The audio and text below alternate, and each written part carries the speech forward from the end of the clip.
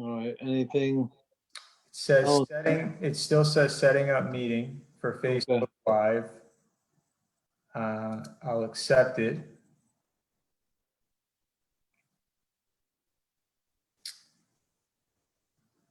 Just this first time learning how to do it. That's all. So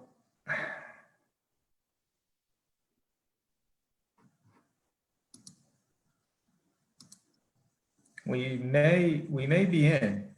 I'm not sure. Let's see here.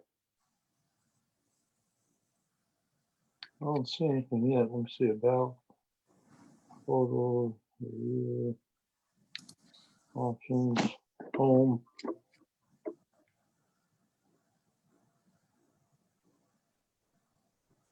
No, I don't see anything yet. It says we're live. Really? Okay. Let me see post. Let me see.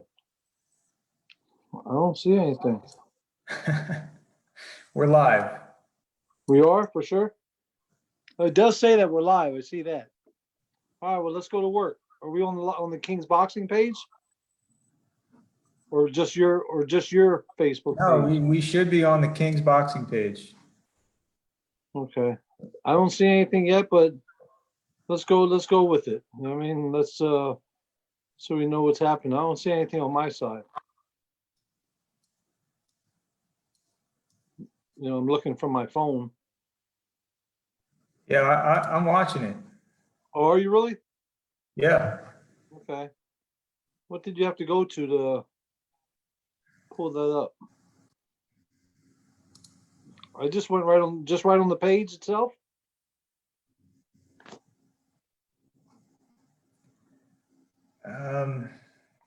Yeah, it looks like it's in the video Live section. videos right here. Live videos. No, that's not it. That's different live videos. Yeah, so we're going. So if you want to do Good? your introduction, yeah, we're good. Oh, I'm glad you can see it because I can't. You know, so why don't you take off with the introduction as I'm surfing this and trying to find it. Yeah, sure. So hey, everybody, coming to you tonight from our different places. I'm at my house, and Got so it. Marshall practicing social distancing. Your introduction. Yeah, we're good. I'm in.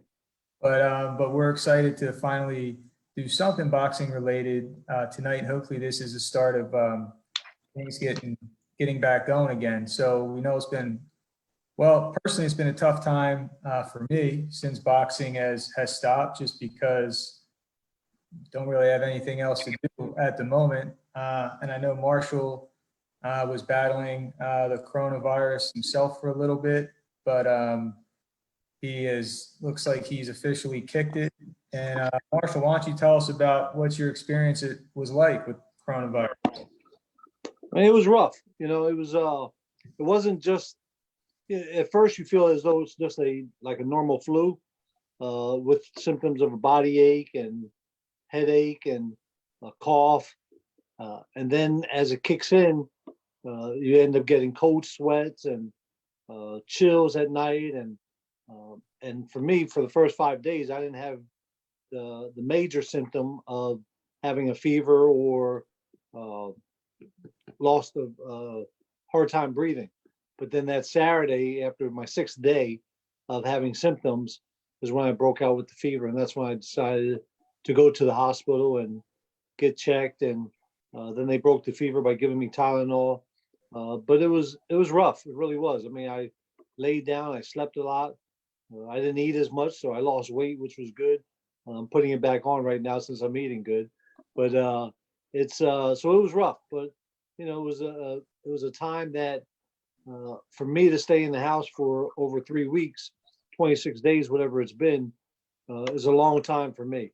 It's not something I'm used to. I'm normally out of the house, and even when I had my heart surgery, I was out of the house in 2 weeks. But so it was a challenging time. But I'm glad I'm back, and I'm ready to get back to work. But work's not ready to get back. Work's not ready for me. So we'll find a way to make work ready, you know? Yeah, I'm great. I'm grateful for the fact that being a physician, I'm actually allowed to go to work, and it's allowed me to get out. For people that don't know, I'm a cardiologist in Hershey, Pennsylvania. I work at Penn State, and we actually have not been hit very hard by coronavirus where we are. I work at a big university hospital. I think the best way I can describe our own situation in Hershey is that we're kind of over prepared and underwhelmed at the moment, and it looks like things have more or less peaked in New York City and probably most places in the United States. And one of the interesting things about the virus, at least in the U.S., is clearly there's hotspots. There's areas where I think the percentage of people in the population that have the virus or that have had the virus is fairly high. New York City, New Jersey, Connecticut, a lot of the Northeast, even some of the eastern parts of Pennsylvania. But for a lot of the rest of the country, well, I shouldn't say that. Michigan's been hit pretty hard, but for a lot of places, we've really not experienced a true surge of the virus. And it seems like the new cases have peaked. And I'm hopeful that we're going to be able to get back to some form of business within a couple months. And maybe that's overly optimistic, but like I said, I think in parts of the country where we've not been hit particularly hard, I don't think it's unreasonable to think that they'll at least be getting back to business sooner rather than later. But we still don't know what that means for boxing. And Marshall, you've been in this game a long time. What is your instincts right now on where boxing's at and where it's going? Well, I mean, of course, right now there's nothing happening at all. But I truly believe that when it comes back and when it gets going, it's going to roll. It's going to roll. It's going to be better than ever. I think there's going to be a lot of excitement, a lot of people interested in the fights. Because it's something that they've missed for so long. It's one of those old sayings that when it's something that you can't have, you want it even more. And I think that there's going to be a lot of people that want boxing even more, and I'm one of them. I'm one of them because I want to see some great fights. I want to see some entertainment. But as I had that discussion today with a number of promoters across the U.S. And even outside the U.S., we had to discuss about what ways we can become creative. We've talked about possibly doing shows without a crowd. Well, financially, for when you do a small club card or club shows, I should say, is what they're called, or dark shows, I should say, you can't afford to do it without a crowd. So you have to find ways to be creative. And we talked about one of the topics we talked about are whoever it is that has those apps, the like for instance, we were doing the deal with Warfare Sports. If that would have stayed strong, we'd be in a great position right now because we could do a show with just the app, and people would continue to buy the apps. I think they would buy the apps even more today than they would have, 2 months ago. So I think right now, whoever it is that has apps have a great advantage. Yeah, it's interesting because it seemed like, with the exception of the apps, ESPN and DAZN, a lot of the apps were kind of coming and going, and they couldn't really get a solid footing. Maybe UFC Fight Pass was an exception to that, but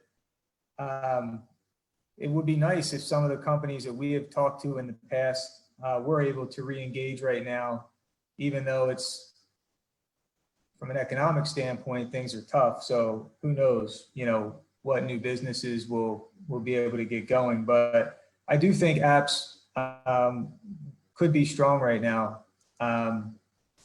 just unfortunately, there's not a lot of them that are active. Correct. Yeah, there's not much going on. We had our experience with the Warfare app. We also had our experience with what was the name of the other one that we did? We only did one show with them. Was it called Contender or something like that? No, I forget. It was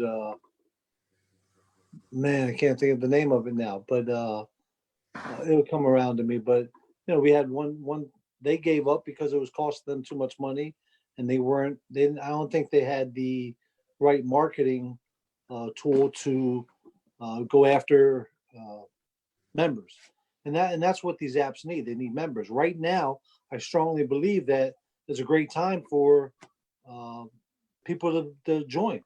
When you're spending $4.95 a month, whatever the case may be, but knowing that you're going to see content and you're going to see boxing all over again, and they could be the first responders in a sense. They could be the first ones kicking off with these shows if they get started.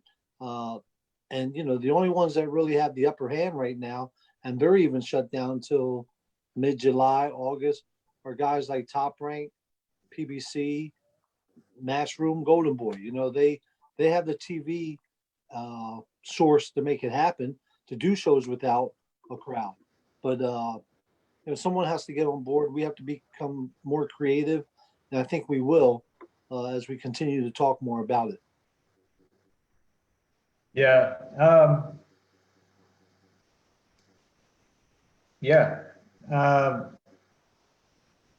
It's hard to even have a conversation about boxing right now without knowing what the future is or when things are going to get going again. What's something that you're kind of most looking forward to when things do get back going? I mean, do you think that we're going to need to kind of have a warm-up period? Are guys going to need to get reacclimated, or are you expecting things to be hot kind of right out of the gate? Obviously, right now it's tough because guys really can't be training in gyms. So a lot of stuff is self-directed or in small groups. How long do you think it's going to take pros to get back to being able to fight, at a competitive level? I think right away. Of course, they're all going to come up with the excuse, oh, I've been off for a while, I need a tune up, I need this. Well, the other guy's been off for the same amount of time. So I don't think those excuses are not valid for saying I need a tune up. There are no tune ups. You have to fight, and you have to be, if you want to get back in the fight game, I think you also need to be a little bit understanding. The same way we're taking the hits. I think we all need to take a hit. I think we talked earlier today about the commissions working with us and the commissions coming in and giving us better deals and better rates on their fees. I think we also need to get the fighters to fight for their minimums, or maybe a little bit above their minimums, because most of the time we pay them more than what their minimum is anyway. So I think there's different ways that we have to come up with a plan on how to bring boxing back and bring it back in a dynamic fashion. Yeah. I think it's probably worth, for the fighters out there who might be seeing this, to think about, what are you doing right now to keep yourself sharp? What are you doing to keep yourself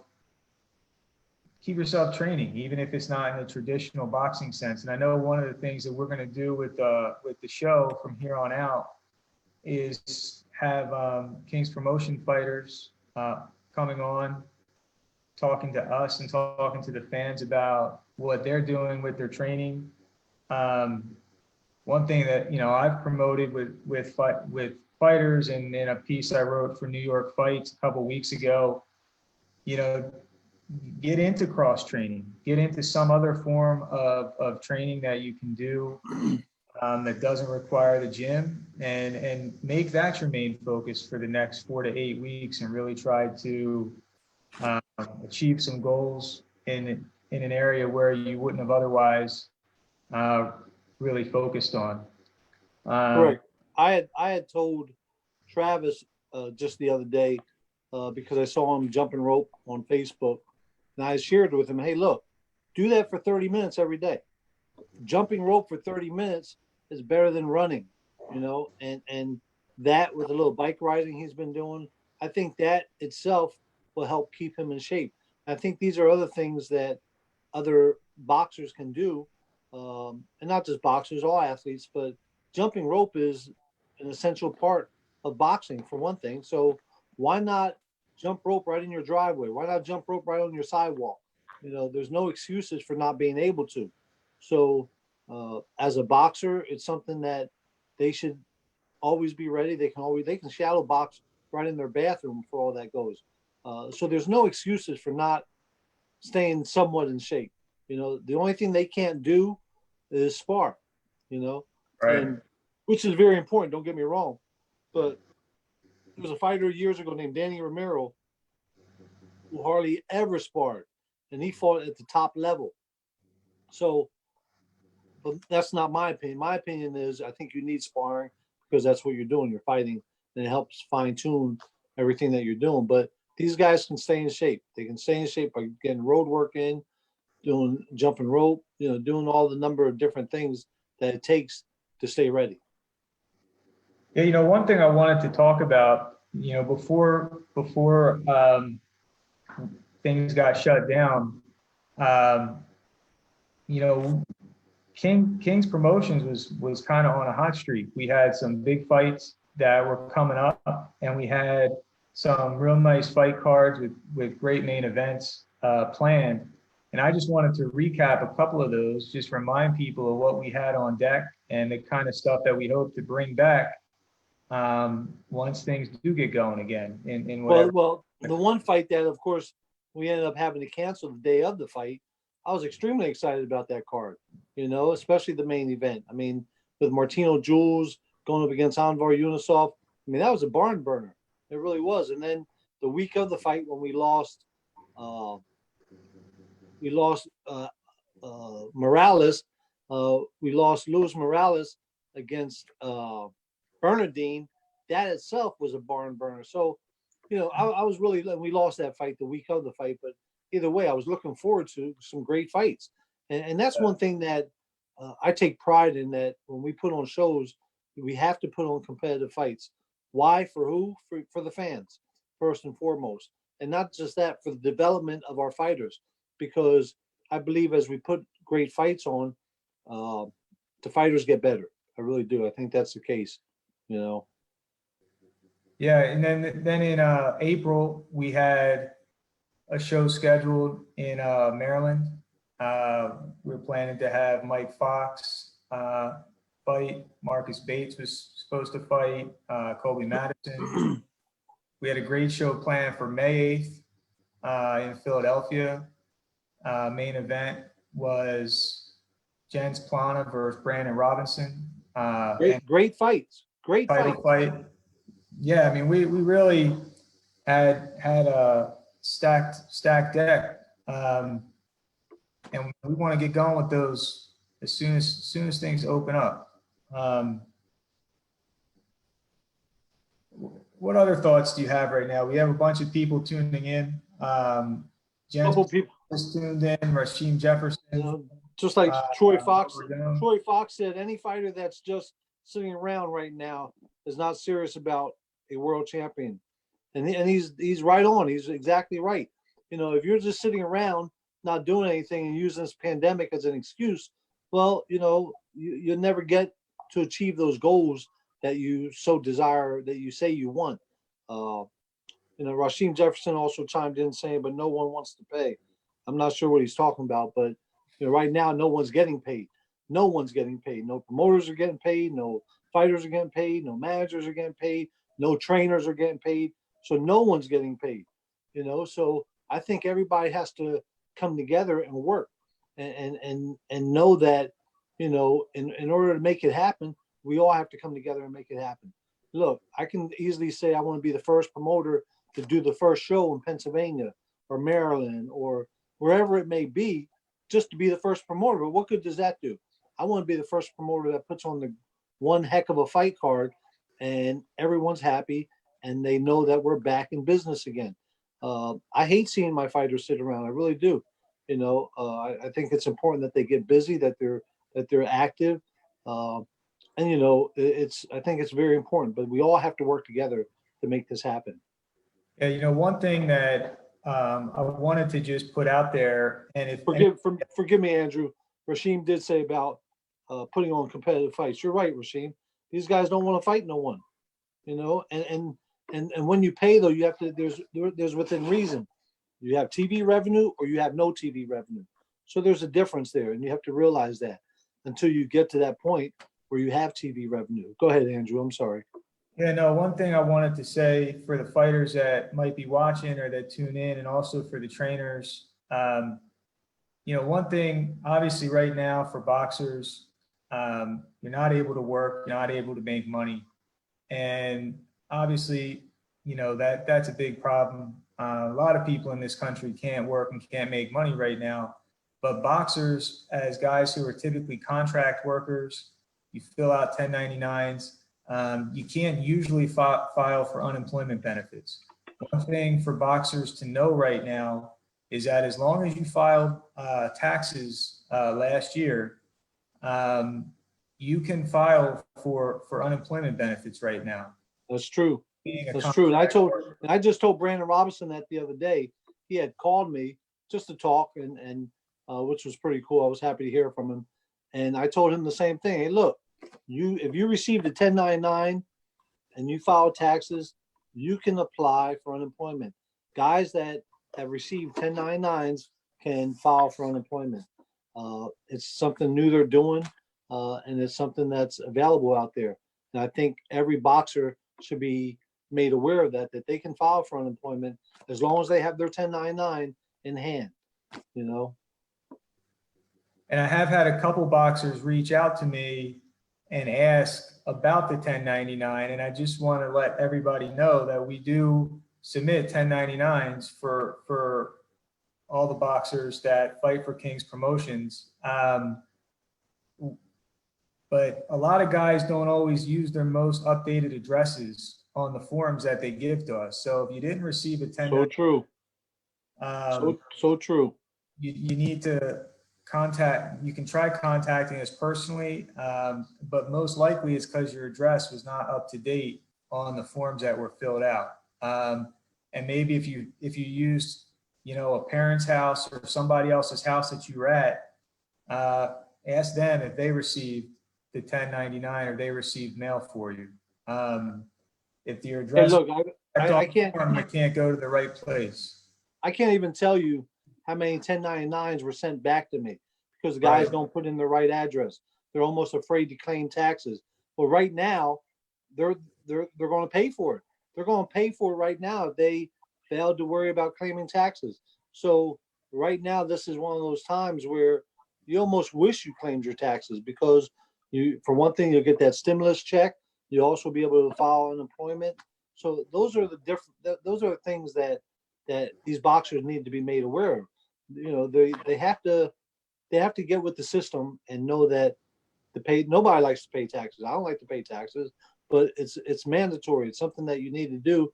And as you do that in times like this pandemic that we're in, now you can file for your unemployment. Now you can file and get that stimulus check. But those who failed to file for taxes, I think they're going to be in a different category. Yeah. Yeah. So, Marshall, what are some things, now we have this new format, at least temporarily for the show. Why don't you talk about some of the things that we've been thinking about doing and that we plan on doing over the next couple months? Well, we've talked about possibly doing a show without a crowd. And of course, it has to make sense financially because it's very difficult to do shows, club shows without a crowd, of course. But there's some things in the works, things with PBC, of course, and PBC's talked about. I've been in many conversations with Al Heyman in regards to talking about doing shows without a crowd until society says, hey, okay, we're back. We can open up to 50, 100, 200, 500, 1,000 and more. And I think once that gets going, there will be great opportunities, and there's going to be some good opportunities, but the fighter has to stay ready. There's going to be a lot of fights that are taking place on a smaller circuit.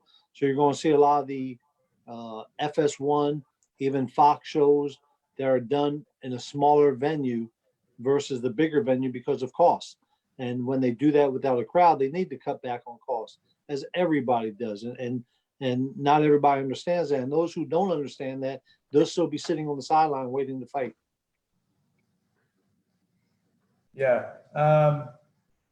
You know, what I was all kind of asking you to talk about was some of the guests that we were thinking about having on here over the next couple months. Oh, the guest on here? Well, of course, one of my favorites who, they're all my favorites, but I mean, one that speaks like a professor and is a professor inside the ring is Michael Fox. I'd love to get Michael Fox on air. I've thought about getting, Sean Gibbons, who is Pacquiao's manager, and not only Pacquiao, but he manages so many other fighters, world champions and whatnot. There's a number of guys I can get on air just to talk about boxing itself. Samson Lukowitz, who's a dear friend of mine, who can talk about different things. And, we talked about just getting different boxers on from all over. And now that we have this platform that we can use through Zoom and going live on Facebook, we can do it from anywhere. And so that's what's so neat about it. And we'll be using this more often. We'll be getting special guests on just to talk about whether it be 10 minutes, 5 minutes, 15 minutes, whatever the case may be, but we're going to be getting special guests on and just to see what they're doing right now and how they feel about this pandemic and what their next move will be. Yeah. So any final thoughts? We weren't going to go too long tonight. Well, one of the thoughts that we talked about on, of course, keeping costs down for one thing, but we talked about doing a show with fighters in a gym. We talked about actually doing a show without a crowd, without spectators inside of a gym. And by doing that, we possibly go live, whether it be on Facebook or a streaming app, whatever the case may be. And we do that. And we do maybe four 4-rounders, 5 4-rounders, maybe 1 6-rounder, and you do it to keep the cost down. Unfortunately, for the fighters who are 8 and 10 round fighters, they're the ones that suffer through it all, because financially we can't afford to pay them to fight on a card that doesn't present revenue coming in. Yeah. I had a good talk with another promoter from Jersey today, and he said the same thing. He has a number of 4-round fighters and even 6-round fighters, but he doesn't have any 8-round fighters. Unfortunately, when you build up your business as we have with King's Promotions, we have a number of 8 and 10-round fighters. So that's the challenge there. But in order for some of those fighters to want to fight again, they might want to take a 6-round fight just to get back in the ring. Yeah. And we have to ask them that, and see what their Right. viewpoint is on it. Right. Louis Melendez just asked me about the bout that was scheduled for March 14th. That got canceled, was moved to May 8th. That's not happening, Louis. The commission will not allow any shows right now in May. The casino, even more importantly, would not allow any shows in May. We're probably looking at the earliest of being June. And that's what's going on right now. Just boxing everywhere. There's no one doing shows in May as well.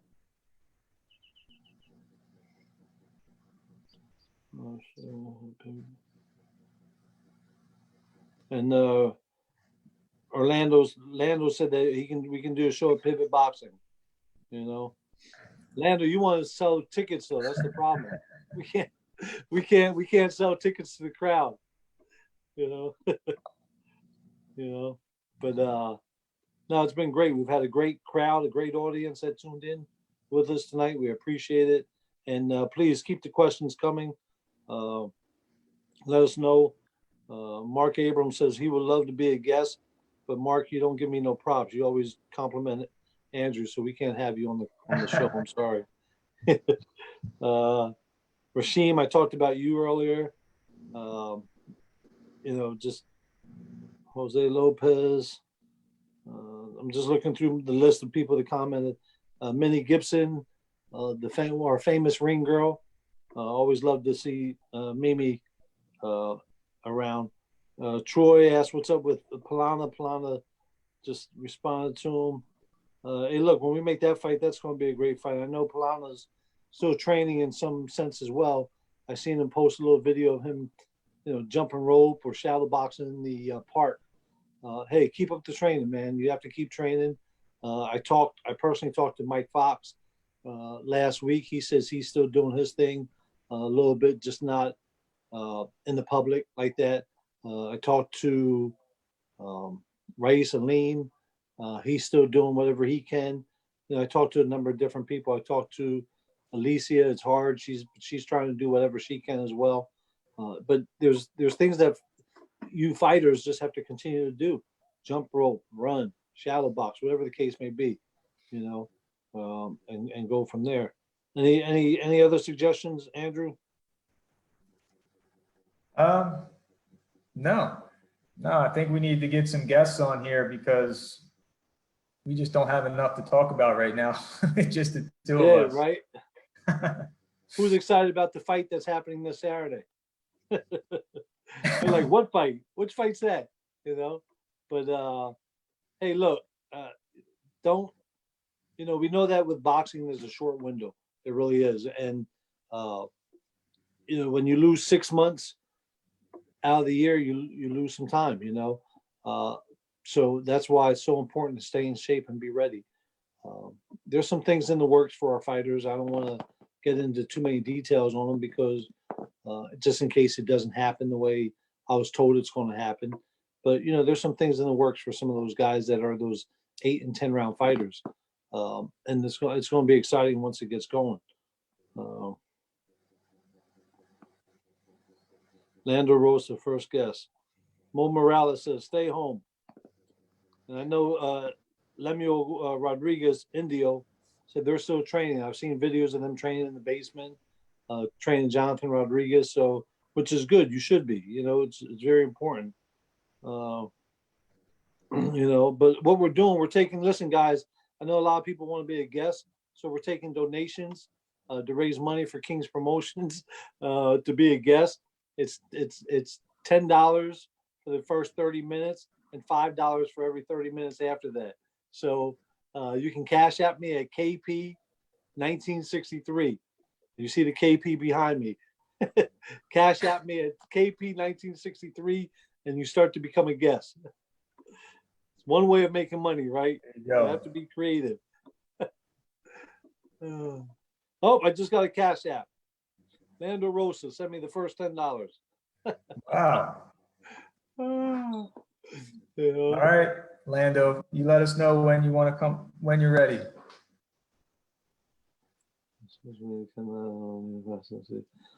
How many people have actually watched the fight again that we posted on Facebook? Victor Vasquez versus Anthony Mercado. Seriously, don't tell me you watched it again. If you didn't watch it, if you watched it, just tell us, please. I think it was one heck of a fight, and to this day, it was still my very best fight ever. And I've been to some great fights, Gotti Ward, Gotti and Ivan Robinson. So I've been to some great fights. To me, this was the best fight ever for me in person. How many people actually watched it? I did watch it 2 more times. Lando said he watched it twice. Buddy Conquest said it was a great fight. One of the best he's ever seen. It was by far, it was my best fight, for real. It was the best fight I've ever seen. I think the style for those two was perfect. I love to make that fight again, of course, down the road. Victor Vasquez hasn't fought since that fight. Had some damage, Mercado was ready to fight. He was scheduled to fight in April. course, with the pandemic and everything going on, that fight got canceled. But Mercado was going to fight for a WBO interim title, so which was pretty exciting. Yeah. That was a war. It sure was, Marcus.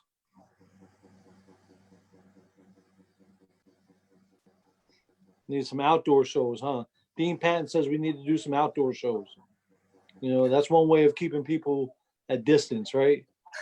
Yeah, one there one you of the go. things, one of the things they talked about today in that meeting was doing shows where, and I like to hear what you, the fans, think. Doing a show when we bring the fans back into it, where there's tables only.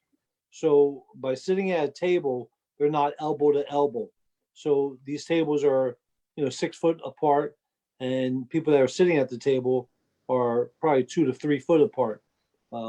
That's one of the things they brought up. Did you catch that, Andrew, earlier when they mentioned that? Yeah, I did. I mean, I'm still reserved on my judgment as to how things are going to come back when they do come back. I think what we're going to find after this is when the dust settles, that this virus was not as bad as it was initially predicted, from the standpoint of how much damage it was going to truly cause. Obviously, it's very serious, and it's a major problem. And I'm not saying that their response at the moment is not justified, but I do think when the dust settles on this, people are going to look back and say that maybe it wasn't as bad as we thought it was at first.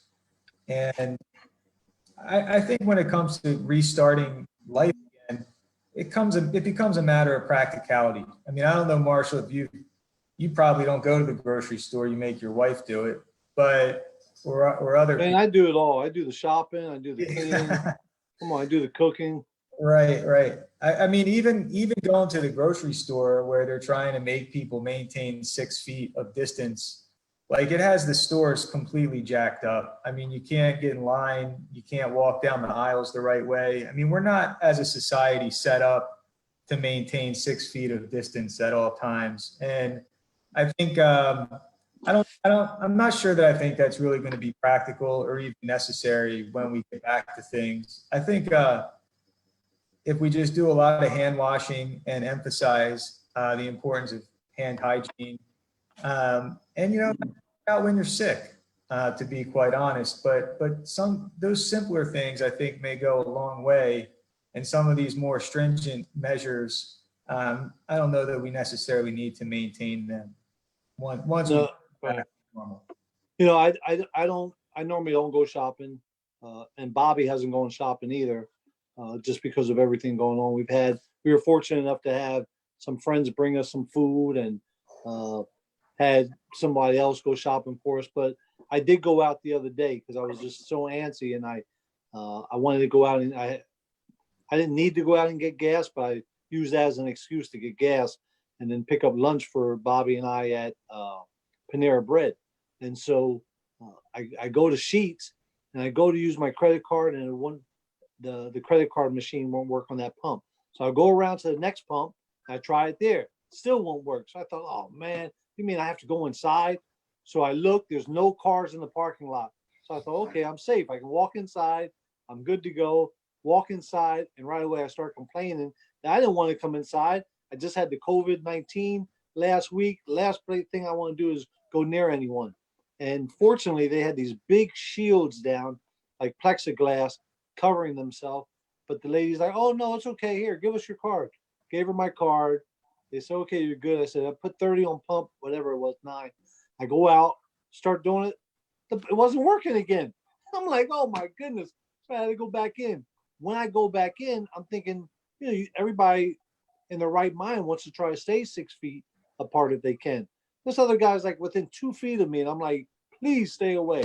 But what you're saying is right, Andrew. You can't. We're not taught to stay within 6 feet of each other. We're just not.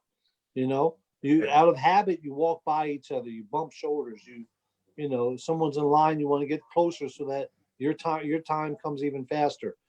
So it's a challenging time for all of us, whether it's out shopping, whether it's, at a gas station, whether it's wherever it may be, getting a cup of coffee.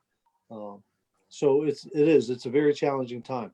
And, obviously this is a boxing podcast and not a medical podcast, and I don't want to turn it into one. But as far as the 6 feet of distance goes, there's this idea that viral particles aerosolize just in your normal breath and breathing, and droplets get out into your surrounding environment and can infect people. The reality is a bit different from that. I mean, just in terms of passing by other individuals and, just in the course of breathing normally, talking normally, we're not necessarily spewing viral particles all over each other. And so the 6 feet thing is kind of an arbitrary distance to say if somebody were to cough or to sneeze kind of directly in line with you, 6 feet is about the distance before, the virus particles would kind of land on the ground and not on your clothing or your person. So we all need to also, I think, and especially from the medical community, maintain a little common sense when we get back to life again, and just not be totally ridiculous about how we live. I mean, we're going to have to get back to some form of normalcy sooner rather than later. People are going to lose their minds. And there is a lot of unintended consequences for public health as a result of this lockdown to keep in mind. So what we're doing is having effects on people's health, and not necessarily for the better. So we have to balance those trade-offs when it comes back to getting back to life here. Right. I talked to Brandon Robinson the other day, as I told you, he called me, and I said to him, we might have to do a show without a crowd. He's like, oh man, that's not good. I can't. You feel more energized when you fight with a crowd, And I agree with him. I think fighters get motivated. Fighters fight a little bit harder when they have that crowd screaming for them. But if somebody gives you an option to say, hey, do you want to fight and get paid with the crowd? I mean, without a crowd? Or would you rather just wait till a crowd can come in? I think they're going to fight, because they're going to want to fight. I think it's just natural. I don't think having a crowd there is going to make a difference for them. So I think they're going to want to fight regardless. What do you the fans think? I'd like to hear your input on it. Mark. What's Travis say? Travis said, not try to be great. You must ignore the crowd. That's right. You gotta learn to ignore the crowd. You're absolutely right. Travis says that, in order to be great, you have to learn to ignore the crowd, and the crowd doesn't make the fighter. The fighter makes the crowd, really. And so I think you have to just go out there and do your job and do what's best, and handle your business. And when you're in the gym sparring, you don't have 1,000 people yelling for you. You go out there and you do what's best. And we might see a different fighter without the crowd. I think they might be better. Yeah, exactly. That's what I'm thinking, because sometimes they lose control. They get so excited, they lose control. So we might see a better fighter without the crowd. I'm anxious to see it. I think it's going to depend on the fighter, but I think there's probably a lot of fighters that would fight that would fight just as good or better without a crowd, not have that kind of level of anxiety there. And obviously, as a professional and as a successful professional, you need to be able to get past that. But I certainly think there's fighters that would perform better without the crowd. Correct. Yeah, it's like I said, Travis said, you must ignore the crowd. The audience can make you fight worse because you listen to them. Dean Patton said that the crowd brings energy and a vibe, which it does. Al Cole said everyone will still be close to one another. Oh, Al, let's not hear about the 6 foot. We're going to be close. That's right, because we love one another, Al. We want to get close. We want to bring boxing back. Yeah, I mean, the reality is, I don't think any promoters, none of us want to bring dark shows back, but the reality is that we want boxing to come back, and we want it to come back, one, because we're fans of the sport. I know you and I are fans first and promoters second. At least that's how I feel. I mean, I think you probably feel that way. I mean, we want Right. to come back because we want to see boxing, and I don't care what medium I see it in right now. I'd prefer to see it live and with fans. But if we can't have that, then I'd be happy to see dark shows. And I know from the fighter standpoint, maybe you have to give up a little bit of income. You can't be paid as much, but you still have the opportunity to stay active and to advance your career. And I know that we have fighters right now who, this is a really hard time. I mean, we have fighters who were hot before this, who were on television or were about to be on television or get major opportunities. And, I think for the chance for them to just stay busy, I think they would do it. Yeah, I mean, we'd have to hear from them and see what they say. But I agree. Hey, look, have you ever been to a gym and seen a sparring match that just totally excited you? I have. I've seen a number of them. And this isn't a sparring match because they want to have headgear on. They have smaller gloves on. But I've been there, and I've been extremely excited. And I think you can still get that same excitement by sitting there watching it on TV without the crowd. Is it nice to see the crowd yelling and cheering? Of course it is. Anybody who watched that fight from Biloxi, Mississippi, when I was there and I stood up with my popcorn, you can understand. But I think you can get that same type of excitement by watching it on TV and enjoying it when that, as long as it's a good fight. And I think from the promoters who have TV, the PBC, the Top Rank, the Eddie Hearn and Golden Boy, I think they need to make sure that those fights are good in order to keep the crowd entertained. You can't just put on mismatches. You just can't do it to keep the crowd entertained. And I think one of the things we talked about today is that a lot of the promoters are going to be putting their fighters up against each other because it's one way of saving expenses. They save on their costs, and it's one way to keep their fighters moving. Their fighters moving. Yeah. So hey, I don't know how long we've been on here now, Andrew. Does it give you a time there? We're about ready to wrap it up soon. Yeah, I'm ready. All right, listen, anybody who honestly, truly has the desire to be on the show, inbox me. Andrew and I would discuss it, and we do. We want as many people as possible on the show. We're not going to wait a week. Today is Monday. We might be back before the end of the week, possibly Thursday or so, to talk about it with a guest on or two. And anybody who wants to join in, please inbox me and let me know. It don't only have to be a boxer. It don't only have to be a manager or a promoter. It could be a fan. It could be our ring girl, Mimi. So it can be anyone. So please we're serious about this. We want to try to stay connected with everyone. As most of you know, I had the coronavirus. Travis had it. We've overcome it. We beat it. And that's one thing that society doesn't talk about. Society doesn't talk about all the winners, all the ones who have overcome it. They're only talking about the ones who have died from it or the ones who supposedly died from it.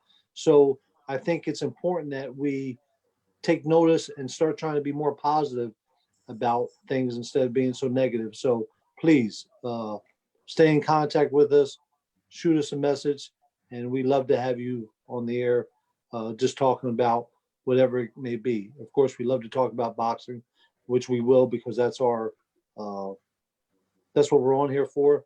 But we're here to talk about life, and we have to be creative and we have to create new things. And that's what Andrew and I have been going back and forth with over the last couple of weeks, just trying to figure out a way that we can bring boxing back to you, the fans, once again, and as soon as possible.